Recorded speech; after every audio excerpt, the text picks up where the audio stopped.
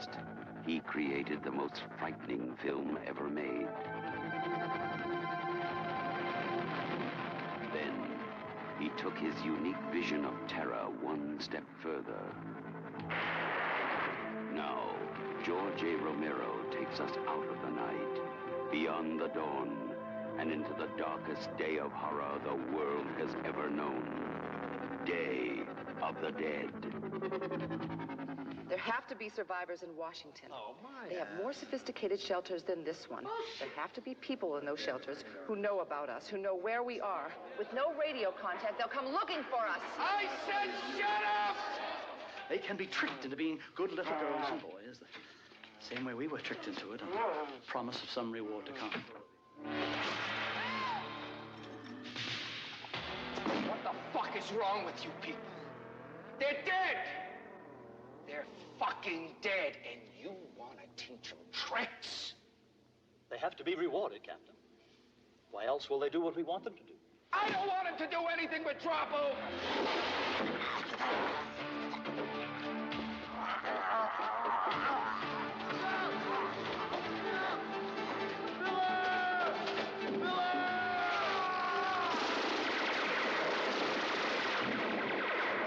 Those are my men in there! That's it. Run, you fucking lunatics.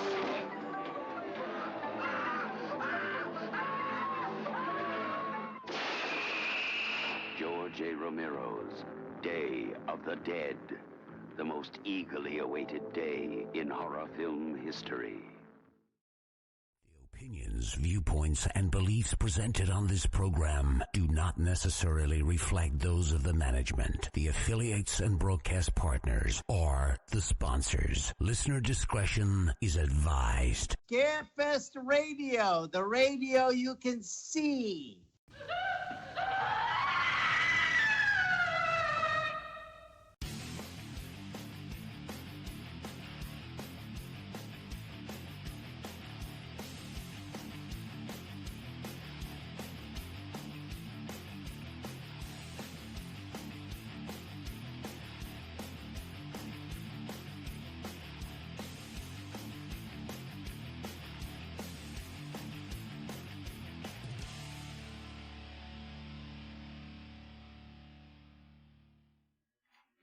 And hello and good evening, everyone, and welcome to Scarefest Television.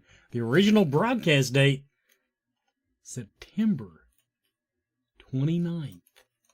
Year of our Lord 2023. That's right, people. Less than a month until Scarefest 15, Scarefest 2023, Scarefest XV. So we got that going for us. We are 3 weeks away, and the way I can remember that is people keep asking me, how many episodes do you have available between now and Scarefest? And the answer is actually none. Absolutely zip, absolutely none. Our guest, well, actually, I'll go co-host first, because Katie is already loaded. Hi, Katie. Welcome back to this show. Thanks for having me. Don't cough on me. Katie's under the weather. But I'm a trooper. She is a trooper. She is a dedicated worker. Yeah. A worker, a drone. No, the worker bees, drones are the other ones. Anyway, there's Katie. Yeah. Now, before I go to our guest tonight, which is on screen now, because my producer got ahead of me. Hello, Jarlath. Hello. Everybody, we've got Jarlath Conroy from our Day of the Dead reunion. Now, I just wanted to point out that we have 3 celebrity names we're dropping tonight. 3. Count them 3. And that leaves 2 out in the ether. People that were wondering if we're still announcing. We got these 3. We have 2 more that they may just show up at the convention. Who the hell knows? Jarlath, it is great to have you on the show. I hope you're prepared for this. How do you prepare? I don't know. Well, actually, you did more than most. You said you watched a couple of episodes. Yes, absolutely. And I got this sweater on. Yes. I haven't worn since the day I bought it back in 1985. You hear that, people? Now he pulled this out of the drawer, out of the closet just for tonight. And in 1985, let's have a bidding war. I keep telling him he should bring that to Scarefest and just auction it off, pay off the mortgage, get all that out of the way. But you got that going on. Now, my first question I kind of warned you about. This is going to be the single most Kentucky question you ever will get. Oh, God. Okay. Tell me about your name, Jarlath. I have never heard that name in my life. You and a lot of other people. Jarlath was a saint. I am not a saint. Saint Jarlath was contemporary of Saint Patrick in Ireland. And Jarlath was told by the Great Spirit that when his chariot wheel broke down, he was to build a church. And my hometown, where I grew up or went to school anyway, because I lived 3 miles outside, was a town called Tuam, Tuam, and that's where the chariot wheel broke, and that's where they built St. Jarlath's Church. You used to be able to see the field with the mounds of the old church, there, but I think it's a housing estate now. Anyway, that's west of the Shannon River. Very few people heard of the name Jarlath. There is a street in Evanston, Illinois, and I've stood on it and photographed it, called Jarlath Street. Why? I have no idea. It's not St. Jarlath Street, it's Jarlath Street. And so I have friends. There's a child in Australia named Jarlath because of me. There's a child, I think, in California who is a doctor named Jarlath because the people like the name. But it can create difficulty because I've been called, I say, my name is Jarlath. They say, hi, Charlie, nice to meet you. Hi, Jonathan. Or hi, yeah. I take it you've never walked into a store and bought a personalized key tag off the wall. That's what I was going to say. Do what? A personalized, it's a Kentucky thing. It's another, the little key tags. If you go into the Cracker Barrel, you can get like a pencil with your name on it. Oh, okay. And I can tell by looking at him, he's a Cracker Barrel fan. Yeah. Cracker Barrel. I've been to Cracker Barrel. It's good. It's very good. But I didn't get a pencil. You need one. What? We need to get him a pencil, Wes. Can we get that in the budget? I might just go down the shop and engrave him a brass key tag because that's how much I want him to feel pride in his name. I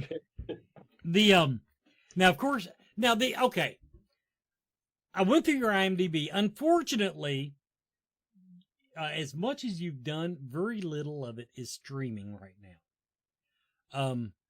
Sure. I like being able to watch more. I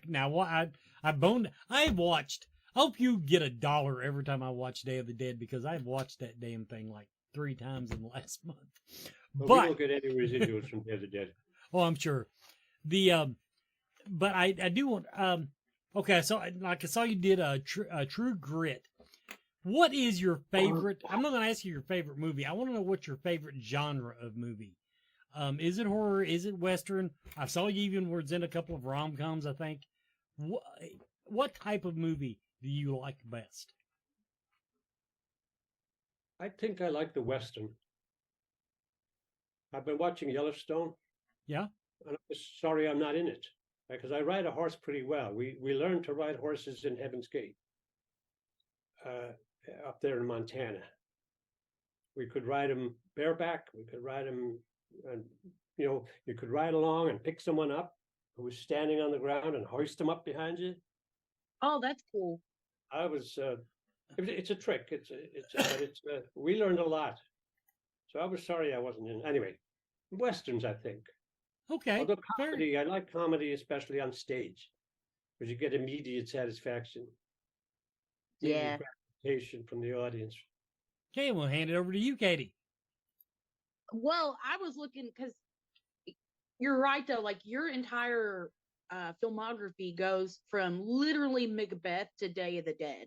Oh, was it different filming a horror movie? Because you don't have a ton of horror on here. Was it more challenging or fun? No, it was. It became fun. It became fun. It was what I had done.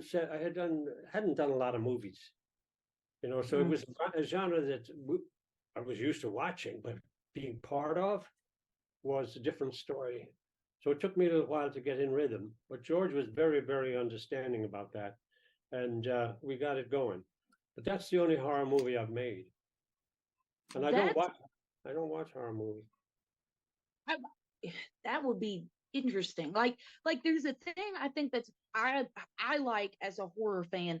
There's a level of theatricalness to horror. To me, I mean, there's a lot of love for it. It kind of reminds me of stage work. Like, did you start doing plays first, or did you start in movies? Plays. I went to drama school in London, and then I started in theater. Oh, okay. What made you start getting into film? Like, how did that start? Well, as an actor, I always needed a job. And I had an agent in New York, and they submitted me for Heaven's Gate. That was the first one. And somehow or other, I got that job. And then I think it was 85 when I met George Romero. And the reason I met George was because an actor by the name of Ken Ryan, who has now passed on, God rest him, or whatever, he said to George, because he auditioned, he said to George, if you're not going to use me, you should see Jarlath Conroy. And George, I met George because of that, and he cast me in the movie. For me, it was a job, another job, great.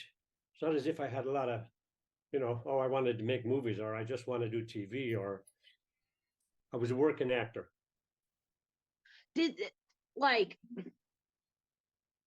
I just forgot my question. That's a bad thing to do. Like, well, I hope I didn't cause it. No, that's bad of me. I had like this really good question. Okay, it'll come back to you. Yeah. How was it like working with George Romero? It was terrific. Like, did you think that this movie would keep you doing conventions and stuff? 1985 was 20 years ago to me, but however long it's been in real life, like, did you think you'd still be traveling for Day of the Dead? No idea.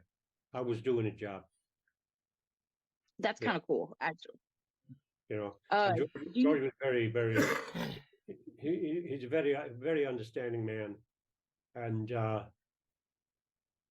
he got me through some difficult stuff at the early stages. And then after that, we found a rhythm. And of course, the people working with Laurie and Terry, they were the ones I worked most closely with. They were just great and wonderful to be around. So we had it made it easy. But in terms of, this is going to make me, no, I was doing a job. I feel like that would be like one of those things where you're like, I don't think this is going to be a cult classic. Like I can't imagine knowing, this is going to be my thing. This is what I'm going to be known for. But I was telling you, y'all, I don't know if you guys know this, but he has got an insanely deep stage background. Like, he's been on Broadway multiple times, off Broadway. Because I've done A Christmas Carol about 40 times. It feels like. What character did you play in that? I'm curious.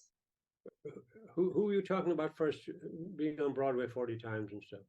Well, I've done A Christmas Carol. It feels like 40 times. I've done it. Oh, okay. In musical form and all kinds of stuff. That was my first play, so it's kind of special to me. Sure. Yeah, I played Scrooge in A Christmas Carol. I played it. I bet you. I played so it, good. I played it twice at the Ford Theater in Washington, D.C. And I was going to do it the third Christmas, but I got Day of the Dead. Oh, gosh. And I I also played Scrooge at the Guthrie Theatre in Minneapolis. So it's a lovely role, but hard work too. Yeah, I think I was one of the Cratchit children. It's what got Okay. me into theater. Yes. So it's special to me. That's a lovely story. At Christmas time too. Yeah, it's a classic. Everybody Oh, comes. Wes, I think we're at our first break, are we? Yes, ma'am. We'll be right back, everybody, with more. All right. And Jarlath Conroy. Okay. Horror. Movie. Fans. For. Life. On Facebook. Find us. For watch parties. For news. For memes. For friends. For life. Horror movie fans for life. Join us. And welcome back, everybody, to Scare. I think that was coming out. My little dashboard light didn't come on. But we're back with more Scarefest TV and Jarlath Conroy. Okay, now do you, with your considerable IMDb, do you watch your own movies and TV shows after you've been in them? Maybe once. I think all the movies I've done, I've watched them at least once. Okay. Day of the Dead I watched most recently, actually, and that would be the second time I watched it. And so generally I don't watch it. Don't watch my movies. Now I'm pulling Katie. I actually had a follow-up to that, and I have no idea what it was. Now, but okay, like for example, okay, you're coming to us because of Day of the Dead. Do you stay in touch with the other cast members? Did you become a group, if you will? Yeah, absolutely. I would say, we don't hang out all that often, but we are very, very close. These are kind of friends for life. They're just there, and you know they're there. You know, Terry, Laurie, John. Mm-hmm. Gary Clark used to be one of those people you'd be in touch with, but he's gone now, and so many of them are. Now, I'm going to change. One of the most... Oh, sorry. My bad.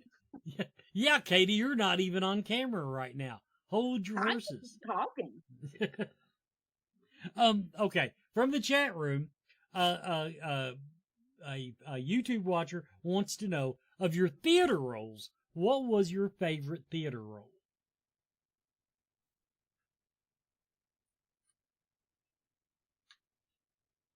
Well, thank God for the Irish playwrights. I think early on in my career, there was Brian Freer wrote a play called, oh God, what was it called? It'll come back to me. Anyway, that was one of them. And Sebastian Barry wrote a play called The Steward of Christendom. I played a lead role in that, which was very satisfying. Scrooge was fun, but I usually go for comedies.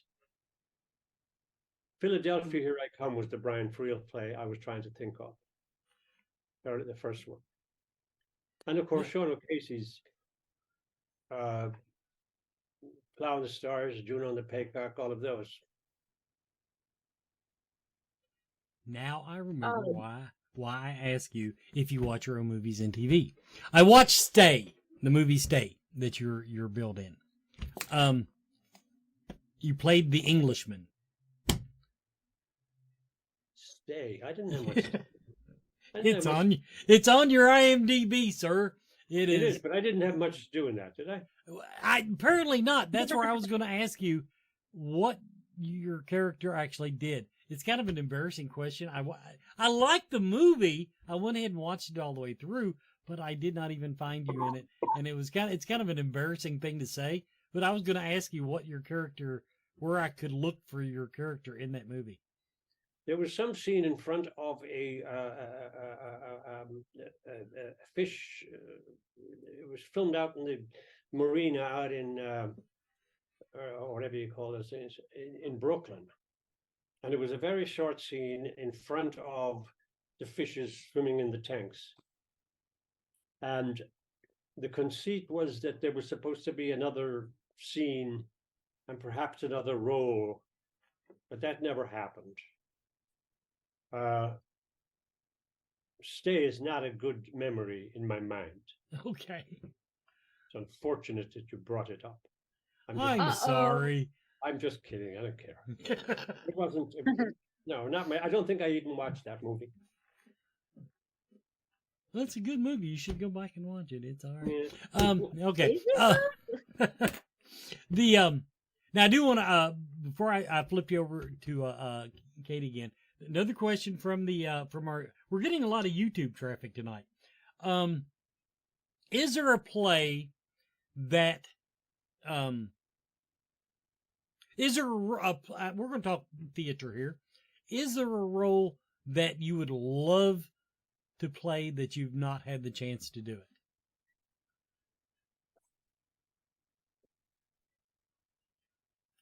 I've gotten lazy.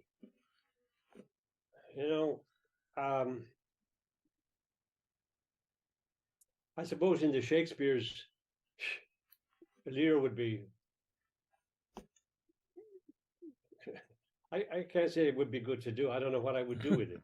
You think of that. In terms of the other ones, oh God, there are so many out there. I mean, Hugh Leonard wrote a play called Da, and that character. But these plays are dated now. Barnett Hughes did Da on Broadway very successfully. I can't think of any other right now. I'm sure I'll think of a ton as soon as we get off. I don't even remember which character it was. I'm getting ready to switch over to Katie. She's ready to burst. Taming of the Shrew. I'll probably forget my question. I always loved Taming of the Shrew. And that if I could do theater, that would be what I aspired to. I thought that was a beautiful part. It's a good one. I think there's because you said you like westerns. That's actually one of my favorite westerns is McClintock, which is John Wayne. Oh yeah. And it's one of my favorites. But it is an adaptation of Taming of the Shrew. I didn't realize that. I'll have to go back. Yeah. It's goofy. It is goofy. Is it my turn, Wes? Yes, you're on screen now, Katie.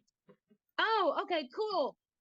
So I see that you have a video game name under your belt. You were in Grand Theft Auto. How was it like to record to do voice acting? Do you enjoy that? I did enjoy doing that one. I haven't been able to get my foot in the door on the voice thing.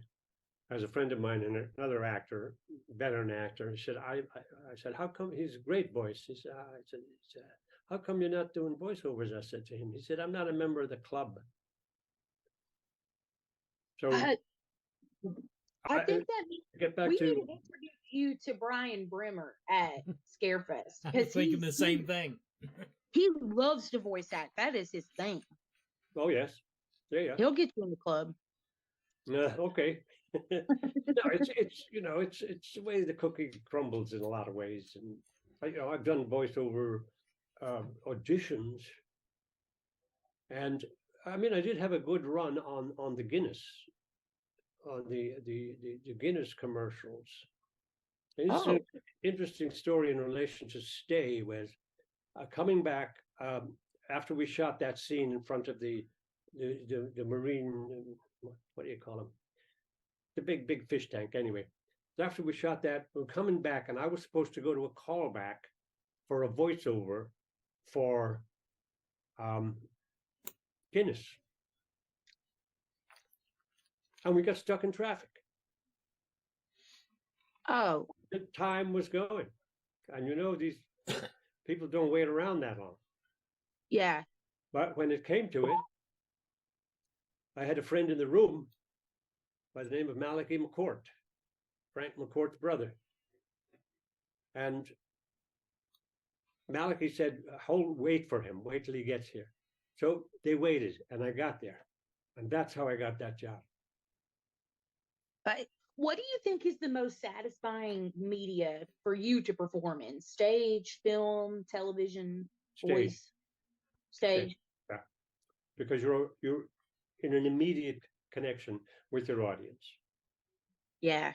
And they, well, I don't, yeah. So you have a sense of where they're at and where you're going, and whether they're with you or not.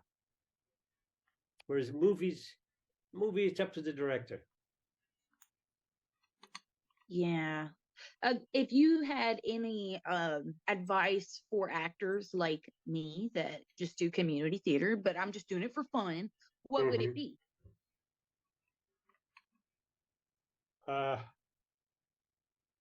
If you can help it, if you can help yourself, don't do it. If you're thinking of going professional, if you're just doing it for fun, I would say enjoy it and go for it. Absolutely. But it's a tough business, and you need a lot of luck, and you need a lot of, well, what do I know? You need to be able to sell yourself as well. Yeah. Yeah. You know, you need to have, someone said to me very early starting out, he said, yeah, it's not enough just to have talent. No, one time I asked Patty Capone in an email, I was like, what's your advice for actors like me? Because I loved musical theater. That was my thing. And she emailed me back and said, do your homework or do your research. And I thought that was, but yours is good too, because like it's all very political in a way of who do you know and who'd you piss off and stuff like that. It's a joy. Yes. It's so much fun. But if you can't help yourself, do it. Yeah. Have you ever been to completely off the subject? Is this your first time coming to Kentucky? No, I was there for the Haunters Against Hate. Oh yeah. Was that was earlier this year? Was it, or late last year? I think so.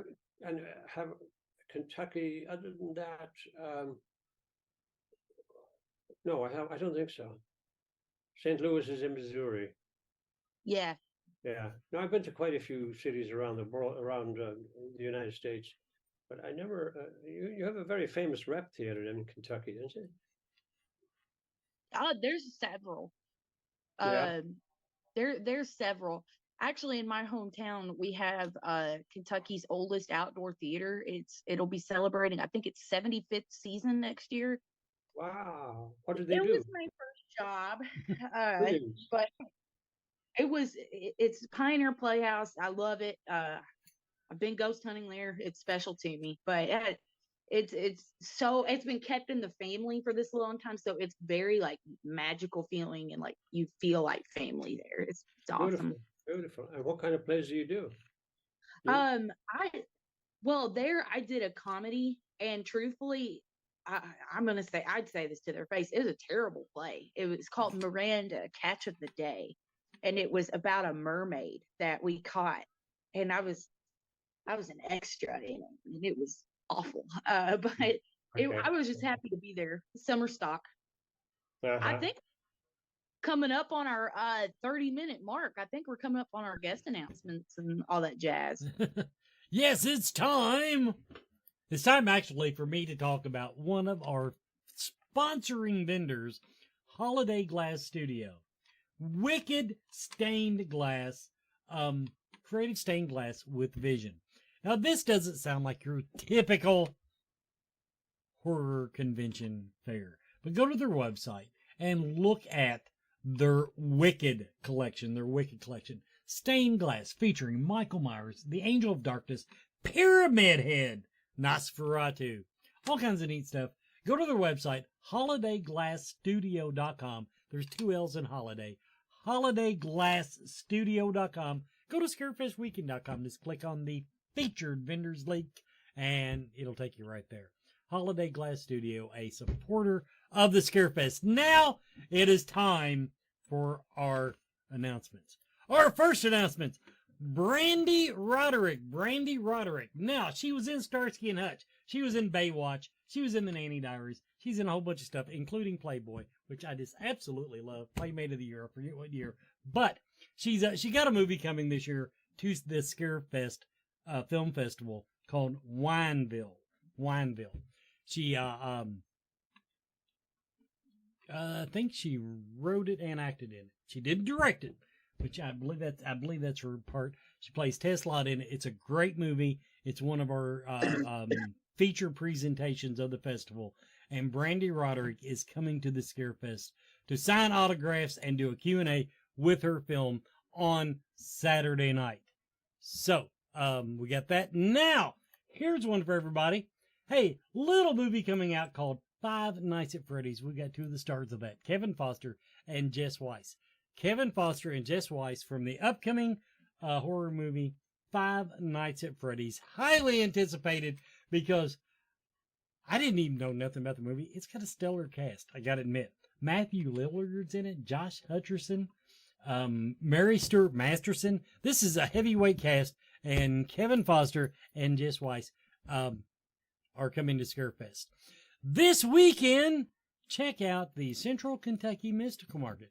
Clarion Hotel off Newtown Pike, Central Kentucky Mystical Market. Last one before Scarefest, tomorrow and Sunday. We're in the Paddock Ballroom that's just right behind go in the front door, turn left, you'll see the signs. Now, my own personal plug, of course, I am offering to do Sleepaway Camp cosplay. I am not going to cut up my $20, $25 Camp Arawak t-shirt unless I get 50 Patreon members. I'm doing the cosplay, but I want 50 of you to sign up at at patreon.com/ScarefestRadio. If I'm at 30 right now, if I get 50, just need 20 more. 20 more, that's all I need. I will do the cosplay with the bear midriff. And if I get 100, yes, Terrence Muncie will do a tramp stamp on my back, and I will do that cosplay with a tramp stamp. Patreon.com/ScarefestRadio. Basically, everybody, it's my blog where I'm recovering from my heart attack, and you get to see the trials and tribulations that I'm going through, and I try to do it with a lot of humor. And tomorrow, just to prove the point, the Run Baby Run 5K benefiting NICU babies, neonatal ICU babies. Gloria Frakes, I want to thank her for sponsoring my first ever, since I was born, 5K. Now, I have no illusions of winning. I'm just trying to live through it. So let's just get that out of the way. But thanks, Gloria, and thanks, everybody, for supporting me. It happens tomorrow morning at Coldstream Park in Lexington. So at 9 a.m., 10 a.m., that might be the end of me. See if we need an ambulance. That's right. But that's the way it works. All right. But that's our announcements for tonight. We had an event we were going to announce. I don't think it doesn't matter if they send me a graphic now anyway, because it's showtime. We have an event to announce, and we still have 2 contracts out. We have not confirmed them. I'm just going to tell you that we may or may not now be done with announcements. That's the best I can say. Our guest tonight, of course, is Day of the Dead's Jarlath Conroy. Now, these are some questions from the chat room, which just shows that the people in the chat room are just as weird as I am. Have you ever done a musical? Yes. It was at Lincoln Center. It was by, oh God, what was it called? Albert Finney made the movie. It'll come back to me. Now, I take it in this movie you had a singing part. I didn't have to sing. Oh, you didn't have to sing. It hardly counts. Does Jarlath Conroy sing? For his own amusement sometimes. Now a suggestion in the chat room. Now, first of all, okay, somebody mentioned something about you doing your bass voice. Do you have like a lower voice sometimes that you use in some parts in movies? No, I don't think so. There it is. But I don't do. Maybe very early in the morning I might get there, but I don't use this. I wouldn't know how. Your fans want you to be Alfred Pennyworth, Batman's butler.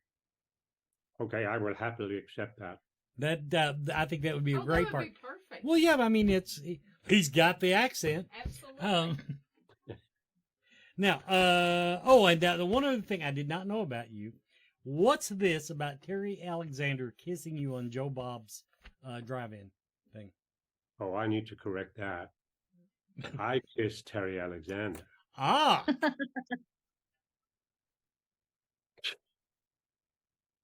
What happened was we were on Joe Bob's program, and Laurie was on first, and I was in the lounge watching it, and then Terry went on.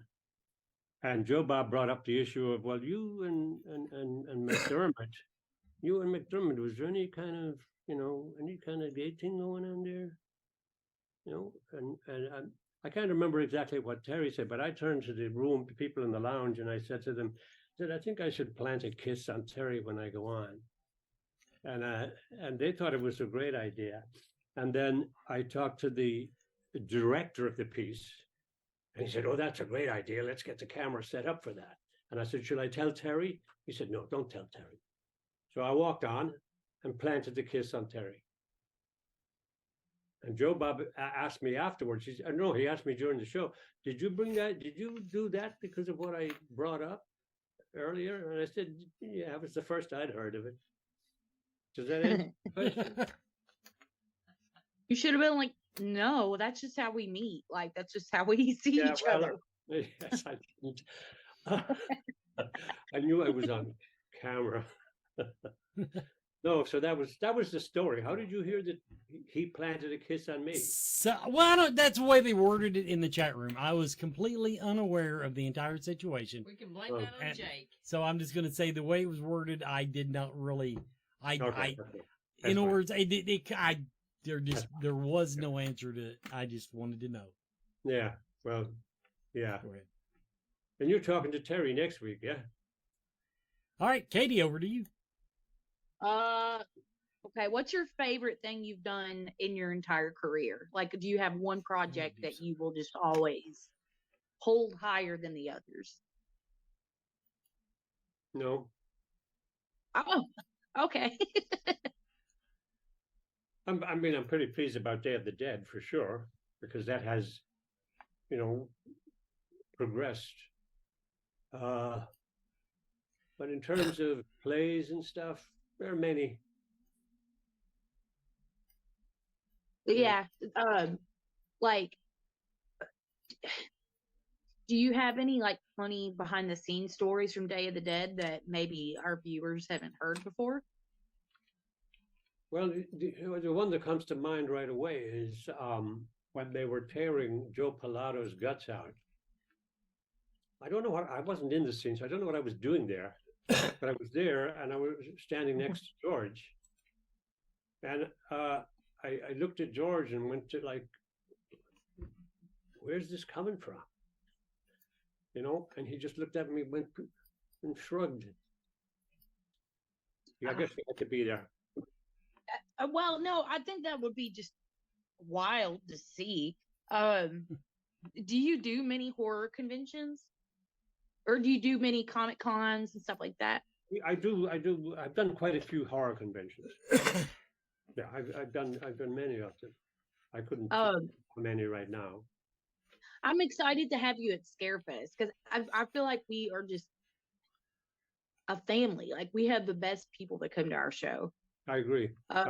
Yeah. Well,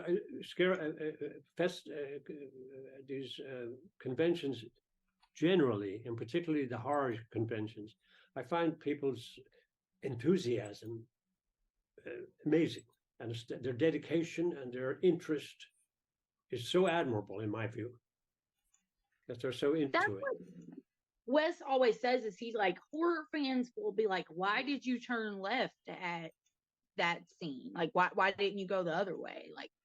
Like they have such an eye for detail. I'm stealing Wes's quote because it's true though. They remember your parts better than you do. That is true. That is probably true. Yeah. I remember Joe Bob asked me if I liked whiskey. I think that had to do with the flask that McDermott carries, but in the movie he says it's brandy. Brandy in the flask. I think you're gonna have to try Kentucky bourbon while you're here. Oh, believe me, I've had my share of Kentucky bourbon. I mean, but it's different here. It's different. It's different. It's special. It's because we're like in the state with horses and all that stuff. It's super fun. I actually, my daytime job is I work for a company called Liquor Barn. It's a barn full of liquor. It's awesome. You should do their commercial. I know, right? The barn. It's a barn. And we've got food. So I may have to bring a present from the liquor store. Okay. I find bourbon is so chuggable, you know. It's got a sweetness to it. It makes it just so easy to finish. Yeah. I'm actually the worst Kentuckian ever because I've been to the Derby once, but I don't keep up with UK basketball and I don't drink bourbon. But I do sometimes for work research. It's for job security. Oh yes. I had to have knowledge behind it. Of course. I'm going to compliment his homeland now. Okay, I love a good bourbon, but the best whiskey I ever had, and I don't even remember what brand it was, but it was aged Irish whiskey.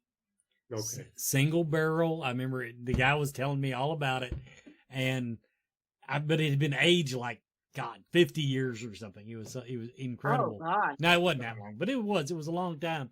And I went to the store and bought some. Nah, not the same thing. Not the same thing. But apparently Irish whiskey ages well. Yes. I'm just going to put that out there. Yeah, they do know how to make it for sure. I'm I sorry. want to know. Well, that's okay. We're sharing screen time now. I want to know, since I brought up Ireland, I want to know what brought you to the States, young man.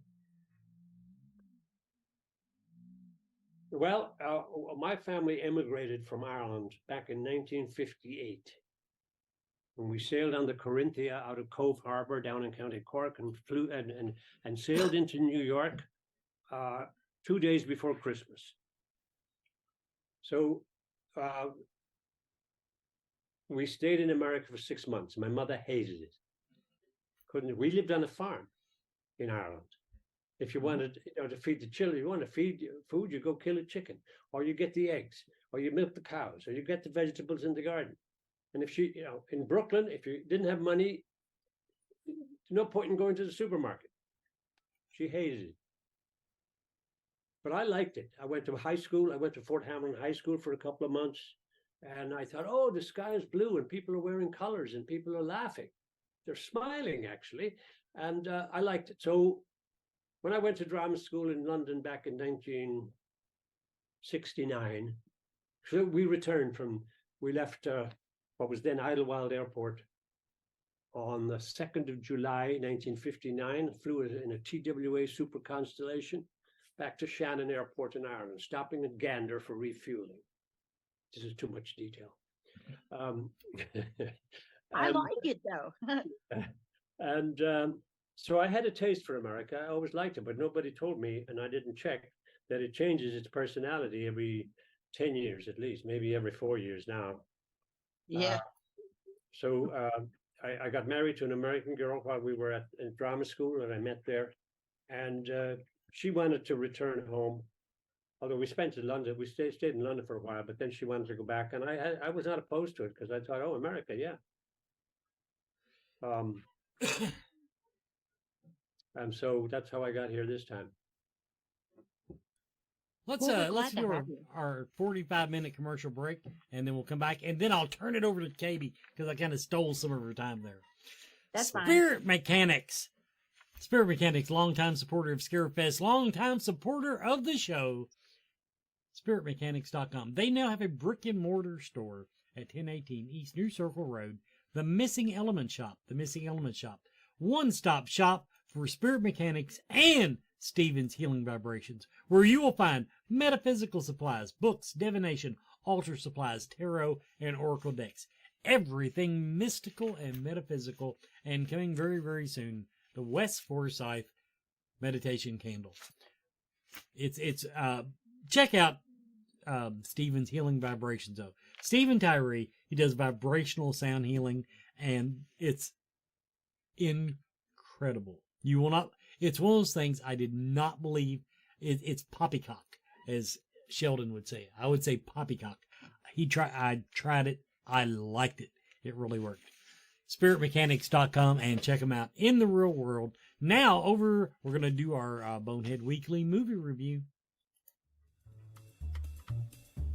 Hey, Scarefest fans, this is Joe Lewis of Bonehead Weekly with another Hulu exclusive, a movie that came out last year that I just kind of checked and meandered through. Took me a few days, but it's not awful.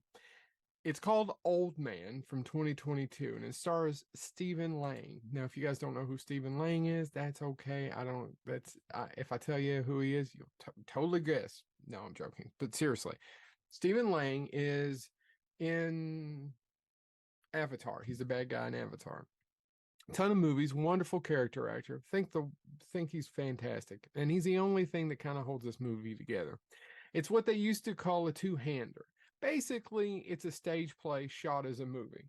And it's about an old man in the cabin in the woods, and a young man shows up one day, and they start talking. And that's about it. That's the story. And it's directed by Lucky McKee. Now, Lucky McKee did a few movies I love, like 2002's The May with Angela Bettis, 2011's The Woman, and a lot of people like The Woods, but I'm not a huge fan of The Woods one. I think that one's a little meh.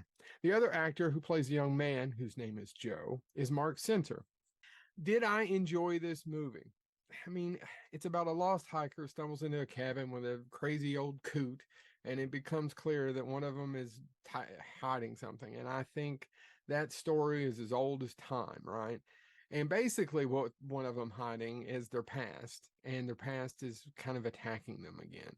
And that's the story. And that's my big problem with the movie, is that I've seen this story so many times, and like a lot of these low budget horror films, it would be great as a, how should I put this, a 30-minute Twilight Zone. It would be amazing. This would be a great job. I would love this as a 30-minute Twilight Zone. Unfortunately, it's not a 30-minute Twilight Zone. It's a 95-minute movie with Stephen Lang, who is a great actor, but it's just a long time. And he really holds the movie together. He really does. I'm not trying to take anything away from Mark Center, who does a really good job, but you kind of see where this is going at least a third, if not a halfway through.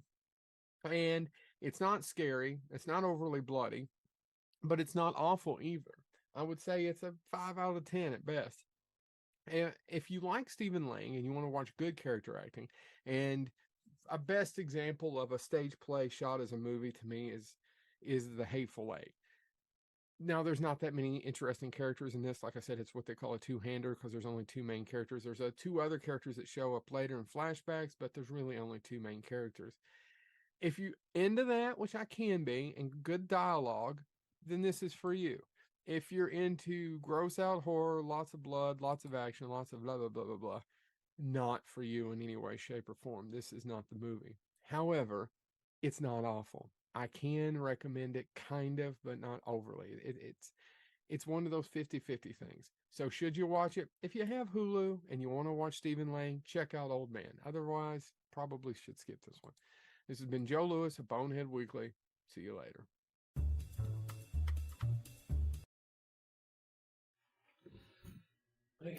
And welcome back, everybody, to Scarefest Television. Go ahead and pull up everyone, because I gotta share time with Katie on this. I stole some of her time. What you got, Katie? So I have the most important question. It's actually more of a statement.